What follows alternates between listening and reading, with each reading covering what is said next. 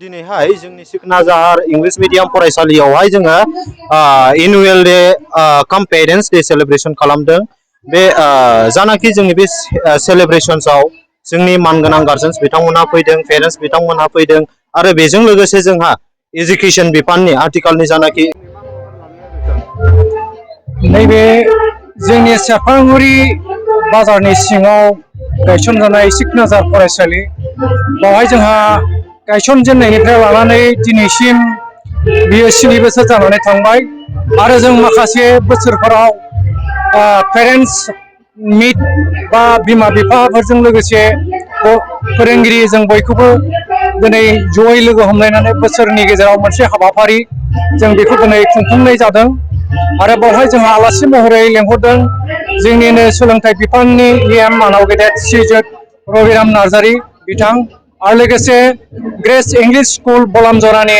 मानाव गेदेर प्रिन्सिपाल आरो माखासे जोंनि ओनसोलनि साननो हनो गोरों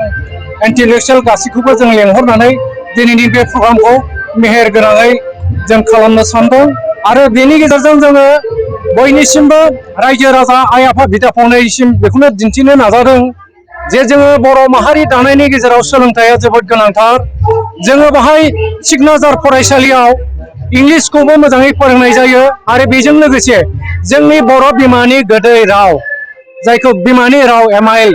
जों बे बर'खौबो बावहाय MIL साबजेक्ट हिसाबै फोरोंफानाय जायो आरो बेजों लोगोसे जोंनि आसामनिनो एसामिस राव आरो बेजों लोगोसे हिन्दी रावखौबो बावहाय फोरोंफानाय जायो। जोङो बे हाबाफारिखौ बोसोरै खुंलांबाय थागोन आरो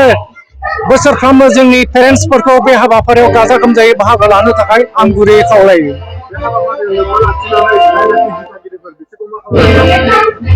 जाय दिथागिरि बिथांमोननि सेराव जोंनि आर'जआ बेनो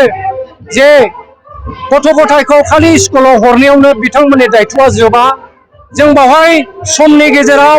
फोरोंनांगौखौ फोरोंगोन, सोलोंहोनांगौखौ जों सोलोंहोगोन। बेजों लोगोसे जेला गथ'आ न'आव थाङो मानगोनां गारजेन नोंथांमोन जाहाथे गाव गावनि गथ'फोरखौ थदबिदाव दोनो, बिसोरनि जानाय लोंनायखौबो जोथोन लायो, बिसोरनि देहाखौ जोथोन लायो, खारन सोलोंथायाव गाहाम देहा नङाब्ला जाया। ओंखायनो जोङो गारजेनफोरखौबो गुरै खावलायो सोलोंथाइजों लोगोसे गाहाम देहाया जोंनो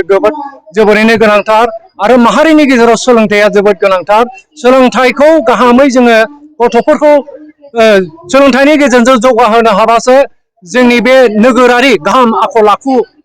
गोनां नोगोरारि बानायनायाव सोलोंथाइया जोबोद गाहाम बिबान दङ होननानै जों फोथायो।